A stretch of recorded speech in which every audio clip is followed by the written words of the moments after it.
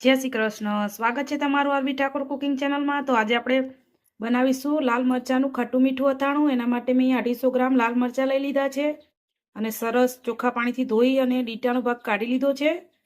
તમે જોઈ શકો છો. આ અથાણું ખાવામાં ખૂબ જ ટેસ્ટી લાગે છે અને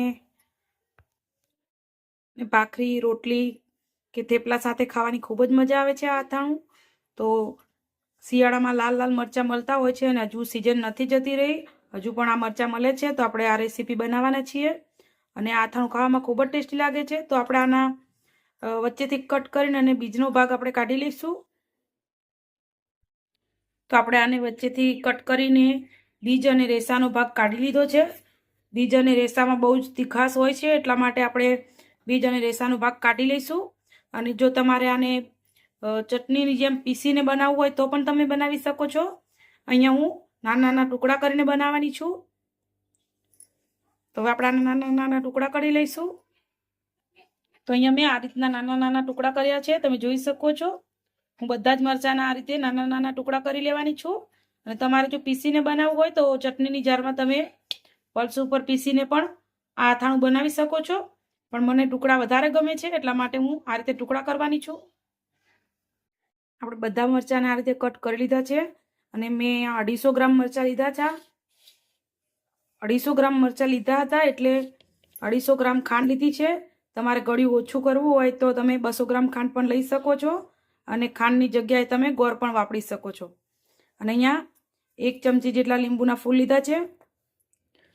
અને જો તમારે આને તડકા છાયામાં બનાવવું હોય તો તમારે ખાંડ અને લીંબુના ફૂલ નાખી અને ઉપર કોટનનું કપડું બાંધી અને 7 થી 8 દિવસ માટે તડકામાં અને છાયામાં રાખવાનું અને હલાવતું રહેવાનું.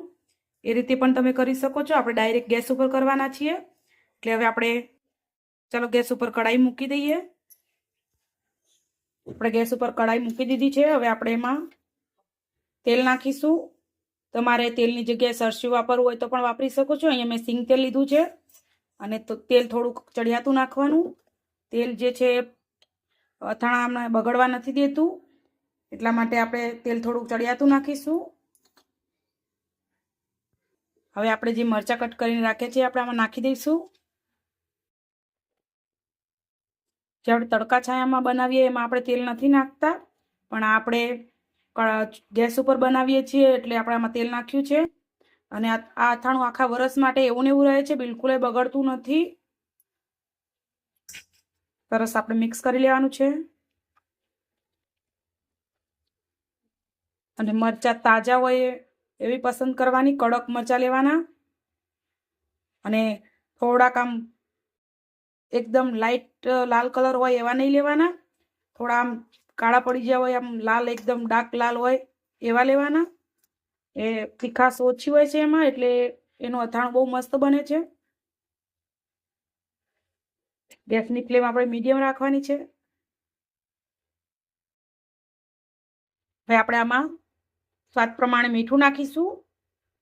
અહીંયા મેં 1 મોટી ચમચી મીઠું લીધું છે.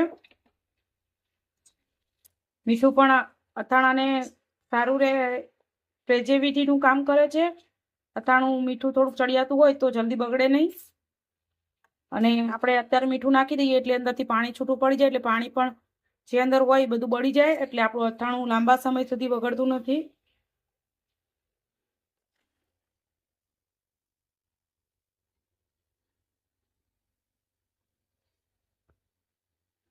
આપણા મરચાં હલકા સોફ્ટ થઈ ગયા છે એટલે હવે આપણે ખાંડ આમાં નાખી દઈશું.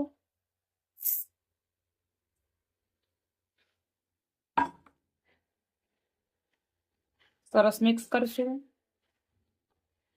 આપણા મરચાંમાં પાણી હોય છે એટલે મરચાંના પાણીથી જ આપણી ખાંડ ઓગળી જશે. સરસ.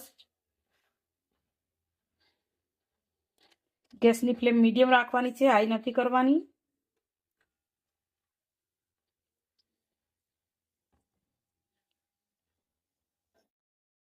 ધીમા તાપે આપણે આને થવા દઈશું. ઢાંકવાનું બિલકુલ નથી, ખુલ્લું રાખીશું આપણે.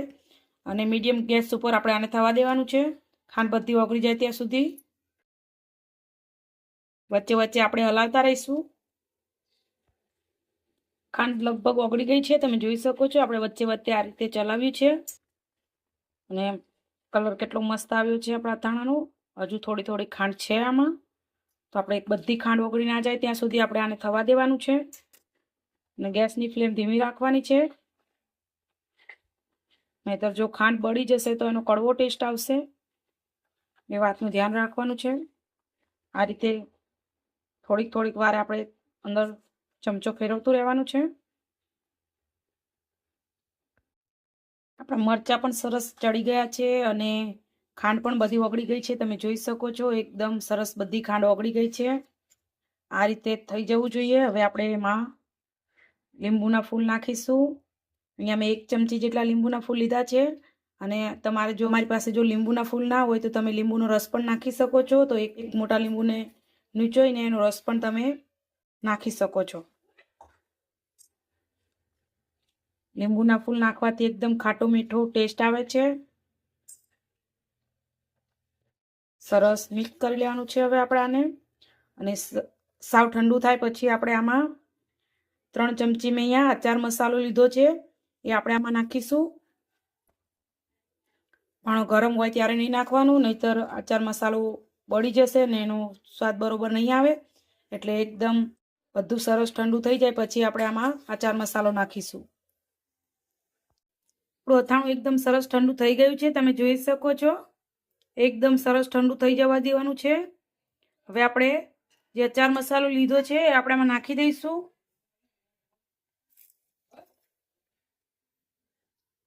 અથાણું સાવ ઠંડુ થઈ ગયા પછી જ આપણે અચાર મસાલો નાખવાનો છે, પહેલાં નથી નાખવાનો। હવે સરસ આપણે મિક્સ કરી લેવાનું છે બધું। આપણે બધું સરસ મિક્સ કરી લીધું છે। હવે આપણે અહીંયા 1 નાની ચમચી જેટલી વરિયાળી નાખીશું। વરિયાળી ઓપ્શનલ છે, મને બહુ પસંદ છે એટલા માટે હું વરિયાળી નાખું છું। તમારે ના નાખવી હોય તો તમે સ્કીપ પણ કરી શકો છો। સરસ મિક્સ કરી લઈશું।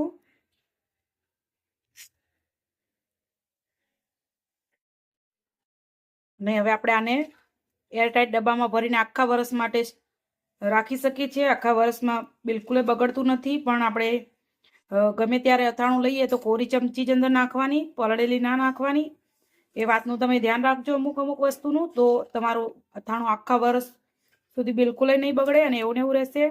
અને જો એક વખત તમે આ રીતે લાલ મરચાંનું ખાટું મીઠું અથાણું બનાવી લીધું તો તમે ગોળ કેળનું અથાણું પણ ભૂલી જશો। આ અથાણું એટલું બધું ટેસ્ટી બને છે, તમે જોઈ શકો છો કેટલું બધું એકદમ ઘાટું પણ થઈ ગયું છે સરસ, ને બહુ જ મસ્ત ટેસ્ટ આવે છે આનું। જો તમે ક્યારેય ના બનાવ્યું તો એક વખત જરૂરથી બનાવજો। અને જો તમને મારી આ રેસીપી ગમી હોય તો લાઇક, શેર ને સબસ્ક્રાઈબ કરવાનું ભૂલતા નહીં। આવજો ને જય શ્રી કૃષ્ણ।